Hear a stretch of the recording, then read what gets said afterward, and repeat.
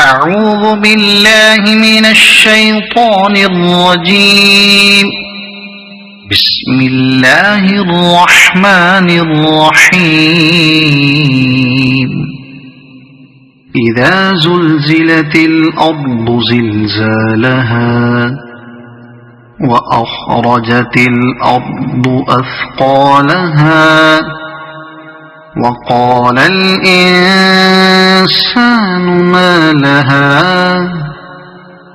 يومئذ تحدث أخبارها بأن ربك أوحى لها يومئذ يصدر الناس أشتاتا ليروا أعمالهم فمن يعمل مثقال ذرة خيرا يره ومن يعمل مثقال ذرة شرا يره.